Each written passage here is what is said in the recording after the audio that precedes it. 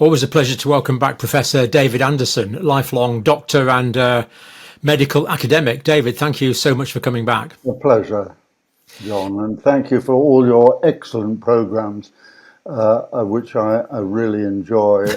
If enjoy is the right word Indeed. in these troubled times. Yeah, I don't think we aim to be enjoyable or entertaining, but there's essential things to learn, which brings us on to today's topic, really. I mean, it sounds melodramatic, but, is it conceivable that the human race is under existential threat, a real threat to its existence, or at least a real threat to the fabric of civilization? Well, I'm afraid I believe it is, and I wanted really to touch on my other interests, but let's start with how I became active in respect of so-called COVID-19, because we're talking now about March 2020. And I woke up to the obvious realization that this was a virus. It turns out it was quite clearly a synthetic virus, a virus bioweapon, but also acting in concert with vitamin D deficiency. Yeah. And this is came to me actually in my sleep, that this was obvious, and I had been working for many years off and on vitamin D and human illness. Yeah, fortune favours the prepared mind, David, doesn't it? I mean, you've been doing medicine basically since you were 18, so it's and that's why we really appreciate you coming on. That you're giving. You see threats that other people aren't seeing, and it's. Yeah, well, I mean, I decided that I was going to do medicine and become a doctor when I had acute appendicitis operated on by my uncle surgeon, or surgeon uncle, which was an extraordinary phenomenon. But anyway, I decided at 4 that I was going to become a doctor. But to try and help people. Yeah. And I was very fortunate in many respects, but I studied medicine in Scotland, in Dundee. And right early on, the people I was working with were interested in vitamin D resistant rickets. There were families, and vitamin D deficiency in the Asian population in Scotland was well documented. Yep. So it was not really a surprise to me. I realized, and gradually realized later, in respect to my own illnesses and allergic problems, that I was chronically D deficient. Anyway, fast forward to COVID-19.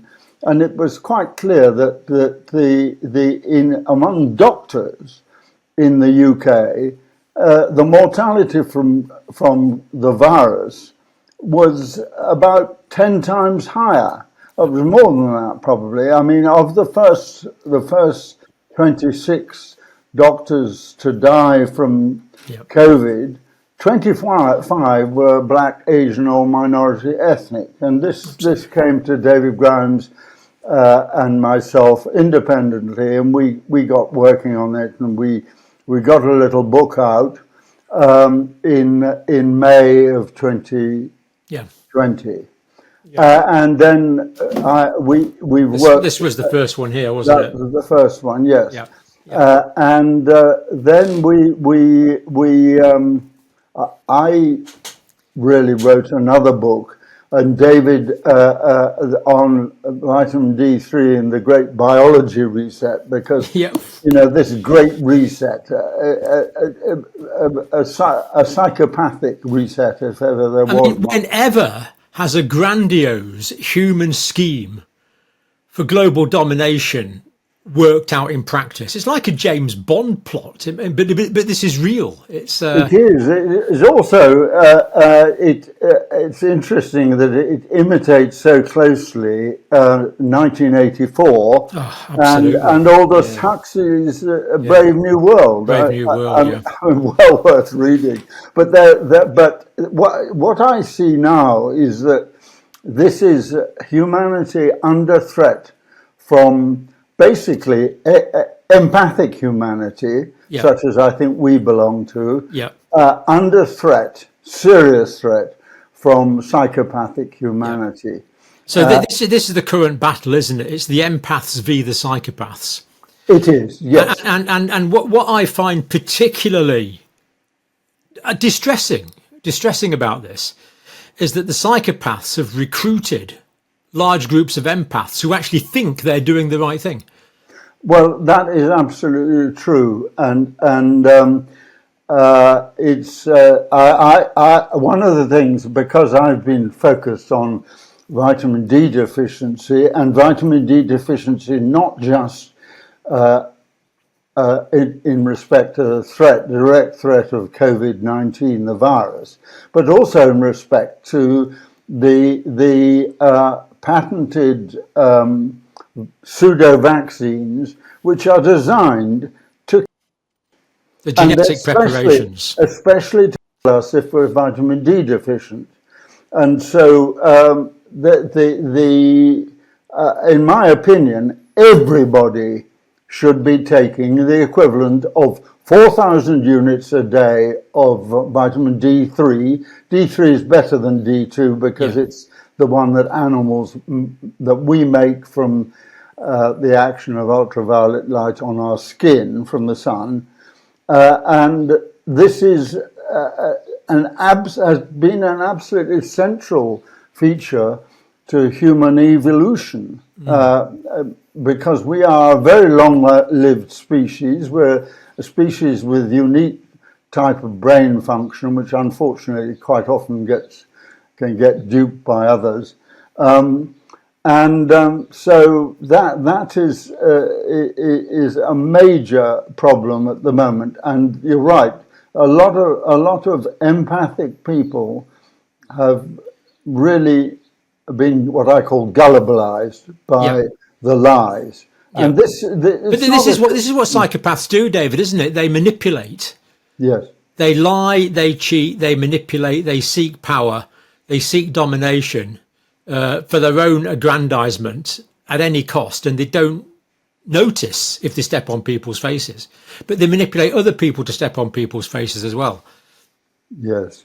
I've been working with Professor Joseph Tritto, who is an excellent friend now, and we actually submitted to the International Criminal Court in The Hague in June of 2022.